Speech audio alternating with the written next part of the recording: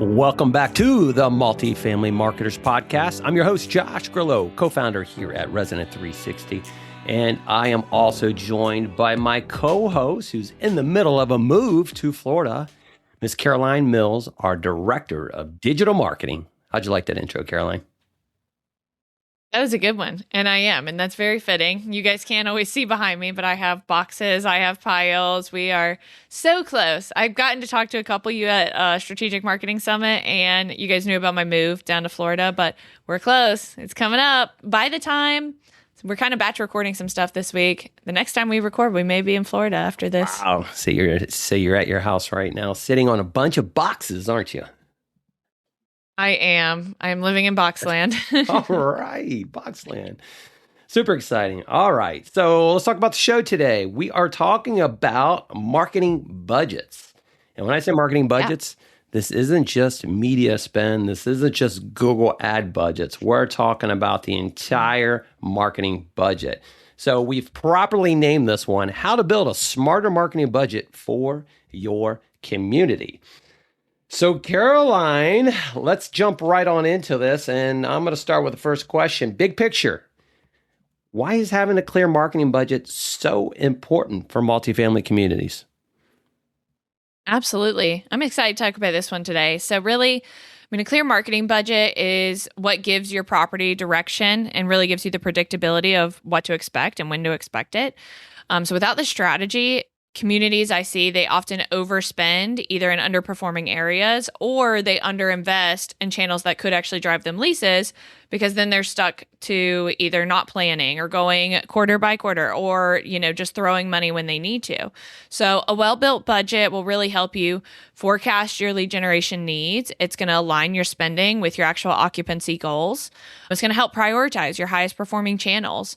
And then it really prevents your reactive decision making. We're not going off the fly all the time. And it just helps you scale faster when an opportunity or an issue actually does arise. So ultimately, this should be to support your leasing goals, not just exist as a line item. So when multifamily communities are building a budget, where should they start? So to always start with the property goals. So you always kind of want to ask yourself, there's 4 main questions, and I'll do this to my teams when I'm talking with them too, is, 1, how many leases do we need? 2, what is our current occupancy? And if you've ever even gotten an audit from it, those are the first 2 things we're going to ask you so that we can even start helping you recommend budgets. Number 3, are we in a lease-up, stabilization, or retention mode? And number 4 being, how are my marketing services or sources currently performing? So for example, maybe a lease-up community needs an aggressive lead generation, which often means heavier spend on the paid search, social outreach end, whereas a stabilized property may focus more on maintaining visibility, reputation management, and more on resident retention.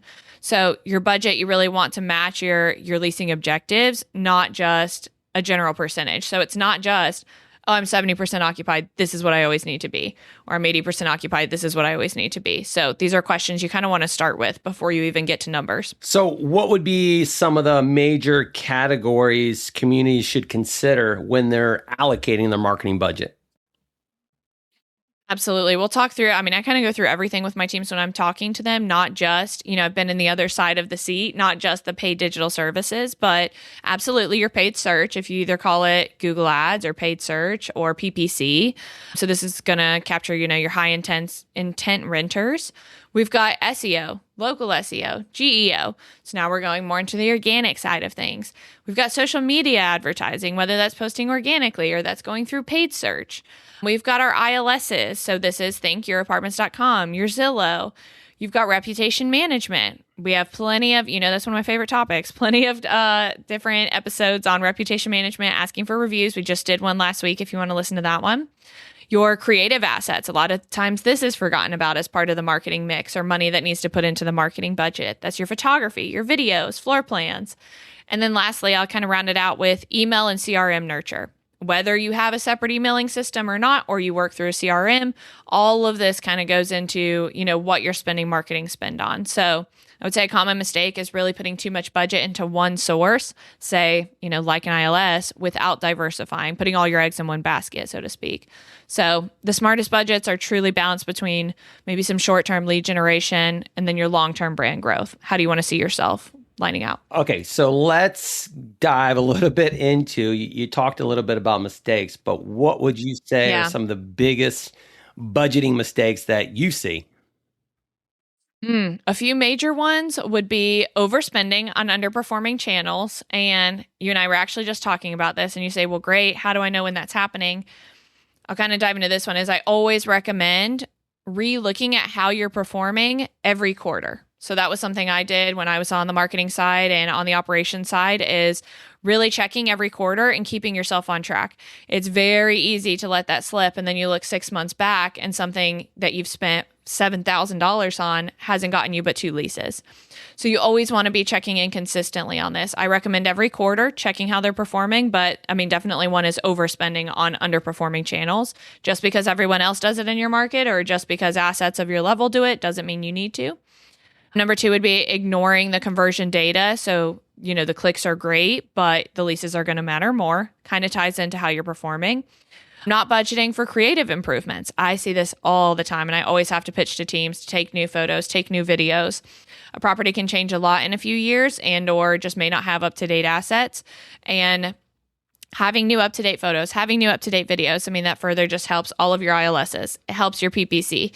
It helps our Performance Max campaign. So making sure that you always have great photos to help you with the spend. If you're spending $3,000, but your photos are grainy and look horrible and there's trash in them, then what are the odds you're going to get leases out of them? Number 4, so no flexibility within the marketing shifts or competitor shifts. So budgets do need a little bit room to adapt. I understand what it's like sitting down in these budget boot camps where you've got to create a budget for a year and you don't exactly know what's going to happen. But I think we can come from that side of being the management operating side and understanding if a lease-up with 600 units down the road is opening up from us and offering great incentives, we're going to have to compete a little bit. And then number 5, I kind of mentioned it earlier, but treating all properties the same. So just because you have a portfolio of 50 to 70 properties does not mean every region, every asset is going to have the same kind of goals, the same kind of marketing spend. So let's talk about lease up versus stabilized budgets. How should budgets differ between the two? If you got lease up properties, you got stabilized communities, how should they differ? Yeah, that's a good question. So your lease ups, you really want to focus on, you're going to have a higher paid media investment at first. People don't know who you are. So we're going after high paid media investment, more aggressive search and social. We really need to get our name out there, flood the market is something you always hear us say in these calls. Your outreach marketing is huge. You've got to get your leasing team out in the community and engaging with the community. That's along with local partnerships. So really, really strong, creative investment here in the beginning. Your branding needs to be in alignment. We need to have all our creative assets as quick as we can through this process. And heavy lead nurturing. Some of these times you start collecting leads, maybe 3-4 months before your doors even open. So a lot of emphasis on our lead nurturing. Whereas a stabilized community, it's going to be more retention focused. So we're going to work on SEO maintenance, GEO maintenance, that organic, our reputation management, making sure we still stand out with good reviews in our community. Moderate paid search, you still definitely want, a budget that's going to hold you up there and still get you clicks and conversions, but we're not looking as heavy as we are with a lease up. Can put a little bit more into retargeting strategies, and then definitely your resident events. Maybe you can do resident referrals in your state. So how I'm kind of looking at this is lease up budgets are often very front loaded for speed. We always want to close that back door like we've talked about, whereas a stabilized budget is going to be more efficiency, long-term, retention driven. Well, let's talk about measuring success, right? So once a budget is in place, how do multifamily marketers know that it's actually working? Yeah, absolutely. So you say, okay, I can look at it every quarter, but how do I know it is?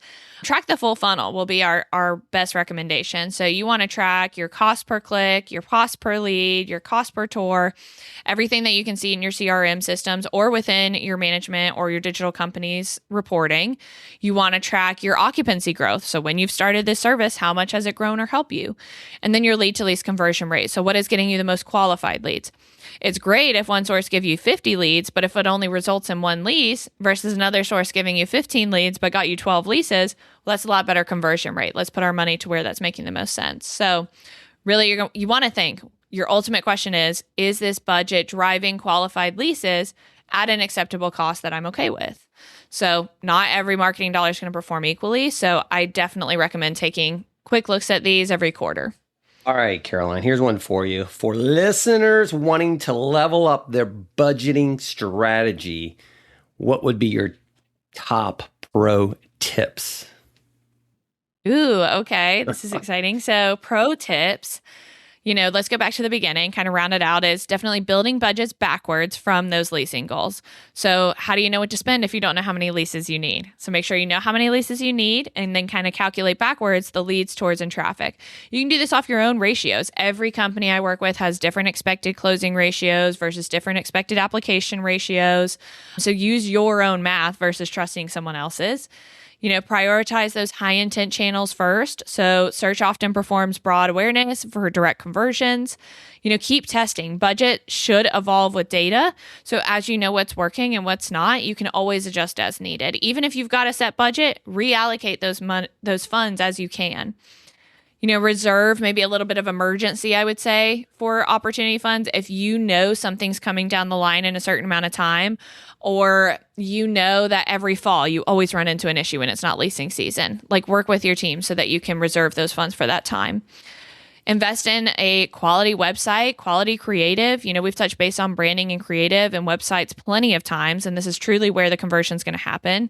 So marketing works better, when these conversion assets are stronger.